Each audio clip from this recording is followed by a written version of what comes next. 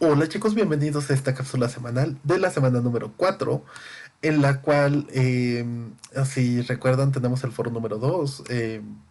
Y pues bueno, bienvenidos pues esta explicación de su materia, alimentación y cultura, que corresponde a la semana número 4. Y el tema que estamos abordando es el de Somos lo que comemos, un recorrido por la historia culinaria y un poquito sobre el foro número 2. Muy bien, chicos. En términos generales, esta frase de somos lo que comemos deviene de un filósofo del gusto, el padre de la gastronomía, que muchos consideran a él como el padre de la gastronomía, que es Jan Antel Brillat Savarin. Savarin tenía una premisa sumamente interesante, la cual, pues bueno, era poner más bien era darle la debida importancia a lo que vienen siendo la comida, porque pues bueno, había la comida hasta cierto punto, o más bien en puntos de reflexión, no se había, bueno, más bien se tenía casi casi abandonada hasta el siglo XIX, donde surgen las letras culinarias y Sabarán, como les digo, es el padre de la gastronomía. Él no fue, bueno, él fue un gastrónomo, no fue un cocinero. Y una de sus frases más importantes fue la de dime lo que comes y te diré quién eres. Entonces, pues esto quiere decir que cada alimento recoge muchas cosas y nos deja ver quién es cada persona, cómo ha comido y qué come, básicamente nos devela quiénes somos, qué hacemos, en dónde pertenecemos, qué ideales tenemos. De verdad, esta frase de dime lo que comes y te diré quién eres es sumamente reveladora en muchos sentidos. Y pues bueno, ahora sí que en esta semana número 4 hemos visto un recorrido a través de la historia de la alimentación. Usualmente cuando nosotros estudiamos la historia culinaria, usualmente lo que hacemos es separar todo en periodos históricos. ¿A qué nos referimos con periodos históricos? Que conjuntamos las características sociales, políticas y pues vamos cambiando de fase en fase. Y pues bueno, de igual manera la comida va cambiando con función a muchos factores, pero pues bueno, lo importante es estudiar, no únicamente como nos los enseñaban en la primaria, que con fechas, tratados, guerras. Hay que dejar eso a un lado. Lo que nos importa sobre todo es aprender y comprender cómo se están viviendo estos periodos históricos. Por ejemplo, la prehistoria, pues bueno, no tenemos documentos históricos, todavía no había un sistema de escritura. Sin embargo, lo que sí sabemos es a través de antropólogos físicos que estudian los huesos, los restos materiales, los huesos y los restos humanos, y de la arqueología que estudia los restos no humanos, los restos materiales de estas civilizaciones antiguas. Pues bueno, ya tenemos dos puntos para poder ir comprendiendo cómo es que de la antigüedad se fue viviendo. Cómo fueron estos procesos de bipedestación, de encefalización, cómo se desarrolló, en otras palabras, estos dos procesos, cómo pudimos caminar en dos piernas, cómo se desarrolló nuestro cerebro. De hecho, lo del cerebro es sumamente interesante porque José Campillo en el libro Comer a lo largo de la historia y en su artículo específicamente de la alimentación y la evolución humana, nos dice es que el cerebro es un órgano sumamente caprichoso. Y si nosotros no hubiésemos descubierto las maneras de cocinar, pues nuestro cerebro seguiría siendo muy pequeño, mucho menos desarrollado, pero nuestro estómago sería más resistente y podríamos comer incluso pasto u otras cosas. después de este periodo de la prehistoria, cuando estamos ahí en el borde y estamos teniendo de que ya ellos tienen muchos excedentes de agricultura, de recolección, cuando ellos ya empezaron la ganadería, la agricultura, todas estas actividades de producción doméstica, por así decirlo, cuando ellos ya tienen cerámica, ya tienen oficios, ya tienen religión, ya tienen sistemas para contar, ya tienen religión, ya tienen un sistema político, intercambios. Ya estamos entrando a las civilizaciones antiguas. Estamos hablando de Mesopotamia, de Egipto, de China, de las civilizaciones del México prehispánico, o sea, de los totonacos, los toltecas, los aztecas, eventualmente los mexicas, los mayas. Tenemos pues también los griegos, los romanos, y precisamente la más importante de Europa pues fueron los romanos, porque ellos lograron extenderse por todo el Mediterráneo. Era una civilización sumamente poderosa, sumamente enfocada hacia la guerra, hacia la conquista y la agricultura. O sea, eran básicamente su lema, conquista y agricultura. Cuando terminamos ese periodo de que los romanos caen y por así decirlo, se desfragmentan, porque todavía quedan algunos grupitos romanos, como los bizantinos, entre otros, surge la Edad Media.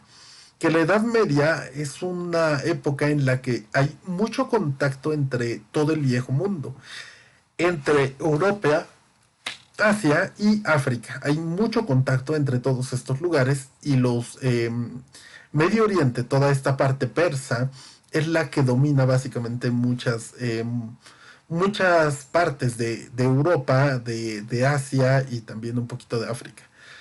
Entonces, esta época es sumamente interesante por el hecho de que hay mucho sincretismo, hay muchas cosas que se fusionaron en esta época. Eventualmente, pues como también hay muchos grupos que se delimitan por su manera de comer, por ejemplo, los judíos ni los musulmanes comen cerdo, entonces los católicos dicen, ah, pues bueno, yo soy católico y yo me reafirmo a mí mismo comiendo cerdo porque ustedes no pueden. Entonces la comida fue un delimitador cultural y de religiones. Y eso es bien importante para esta época. Después tenemos de que eventualmente se descubre América, pero sobre todo se conquista América. Y hay otra cosa que hace que mucha gente pueda acceder al conocimiento, porque el conocimiento, esa frase del conocimiento es poder, pues bueno, es muy acertada en el sentido de que, pues bueno, si tú sabes cómo hacer las cosas, si tú sabes cómo se manejan las cosas, realmente puedes hacer mucho y tomar muchas acciones. Entonces, como los conocimientos estaban muy en manos de muy pocos y los libros eran algo sumamente costosos, eran algo que llevaba muchísimo tiempo porque hacer un libro implicaba o transcribir absolutamente todo, o hacer tablillas, tablas de madera y tallarlas con las letras que quisiéramos. Y básicamente eran como sellos. O sea, imagínense hacer un libro de 10 páginas, pues cuánto se tardarían en tallar 10 hojas bueno, perdón, 10 placas de madera para que quedaran precisamente a manera de libro, bueno, a manera de página. Y bueno, eventualmente se les pone tinta, se pasaban las hojas y pues bueno, les digo, esto es sumamente complicado. Con la imprenta de Gutenberg que llega a la par del descubrimiento y la conquista de América, pues bueno, mucha gente puede tener acceso al conocimiento, porque la imprenta de Gutenberg es una imprenta semi-automatizada. Entonces, pues es muy importante este avance que se hace con la imprenta de Gutenberg y el descubrimiento de América. Con el descubrimiento de América llegamos a una época que se llama la Edad Moderna. La Edad Moderna abarca siglo XVI, XVII y XVIII. Surgen muchas cosas en estos siglos, pero sobre todo, de manera culinaria, lo más importante, es de que está la comida de la nobleza, la comida de la burguesía y llegan muchos productos de América y de igual manera en América se reciben productos de viejo mundo. Eso es lo más importante para la edad moderna. Después llega el cierre, que es la Revolución Francesa. La primera revolución que le hizo saber al mundo que podía rebelarse un pueblo de sus reyes. Es la primera vez en la humanidad que surgía esto a tan gran escala que pues bueno, eventualmente también muchos otros países en todo siglo XIX se independizan, no es excepción México, de que pues bueno, ve que Francia es ya libre del yugo de todos estos reyes que únicamente querían lujo, queda al mando la burguesía. Y pues bueno, México también no se quiere quedar atrás y empezamos nosotros la independencia. No fue una revolución, pero sí fue una independencia y la revolución mexicana nos llevó un siglo todavía más. En este sentido, después, en siglo XIX, surgen muchísimos avances en muchas cosas, en muchas áreas. Siglo XIX marca el auge de la ciencia, de la química, eh, básicamente en cuestiones alimentarias surgen muchos cafés, muchos restaurantes, recetarios impresos. Hay una cantidad de recetarios exponencial con respecto a todos los que existieron en el resto de la historia. Y pues bueno, siglo XIX es cuando a la gastronomía se le empieza a considerar una bella arte.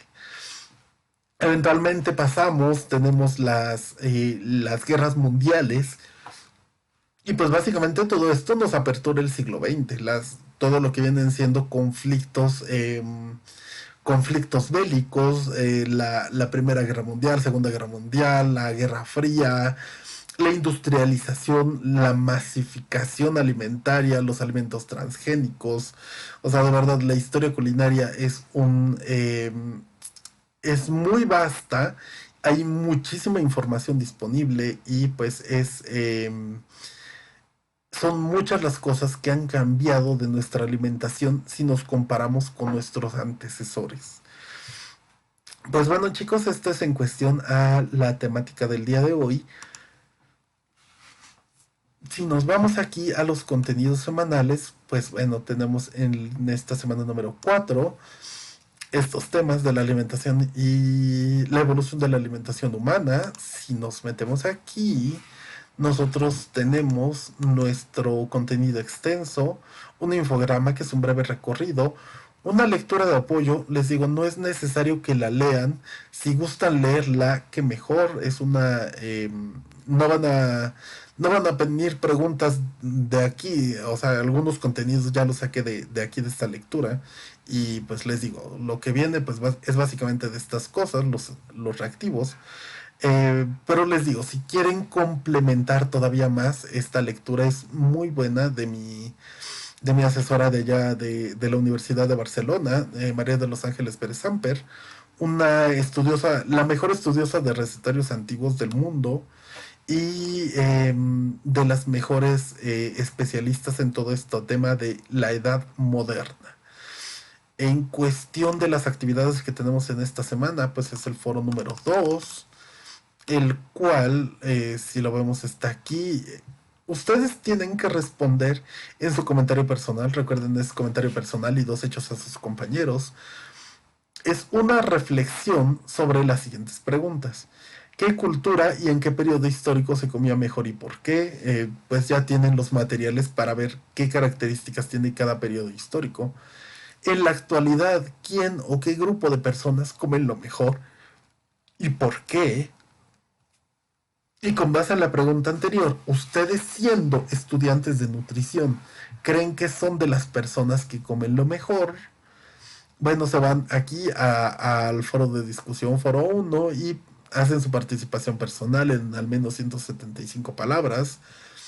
Van a poner su nombre, la respuesta de la cultura, la respuesta sobre las personas que tienen la mejor alimentación y su reflexión si son de los grupos, del grupo de personas que comen lo mejor. Esto en verde, les recuerdo, es un ejemplo únicamente. Y las 2 participaciones hechas a sus compañeros. Pues bueno chicos, esto es en cuestión de las actividades. Si no han hecho todavía su test final, su test número uno, por favor les pido que tengan en cuenta realizarlo en tiempo y forma. Únicamente tenemos el día lunes y martes para realizarlo y les pido que no pasen del día lunes para resolver todas estas cuestiones e inconvenientes que se puedan presentar. Recuerden que seguimos en contacto vía mensajería institucional y cualquier cosa pues yo les respondo en menos de 24 horas. Saludos chicos, espero que estén muy bien.